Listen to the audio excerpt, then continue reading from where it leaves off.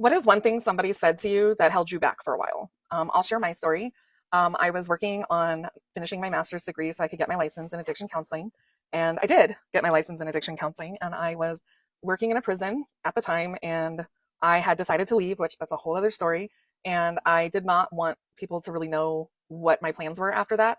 And so I just told them that I was going to stay home for a while, which wasn't totally untrue because I did. There was a gap between that job and the next one.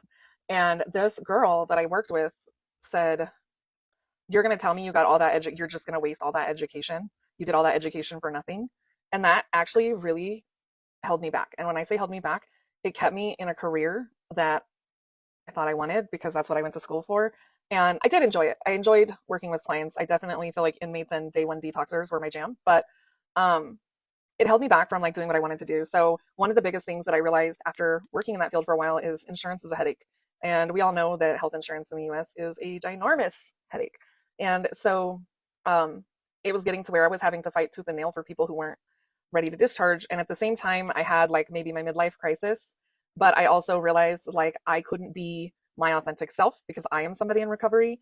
And so when a client would say, "You don't know what it's like," I did, but I had to keep, that strict boundary because my job isn't to share my story with them, it's to help them figure out how to battle their addiction or substance abuse or whatever. And so by having to close that part of me off, I realized I wasn't happy. So while I loved what I did, I enjoyed what I did, I couldn't be me. And I feel like my story is a story that could give a lot of people hope, or I just feel like my story, my personal story of recovery could have an impact. And maybe I'll share that someday, but I just felt like um, I wasn't able to be me. So I started writing my story out actually and realized during the process that I wasn't happy. And this is like 2 jobs later.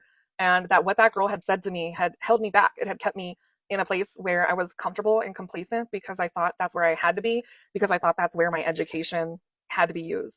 And as I went through the process of figuring out that in order to be authentically me, I didn't have to be an addiction counselor. I could do something else with my life and take all the skills I learned in that education and apply it somewhere else. So I ended up writing and self-publishing a couple of books about my recovery journey.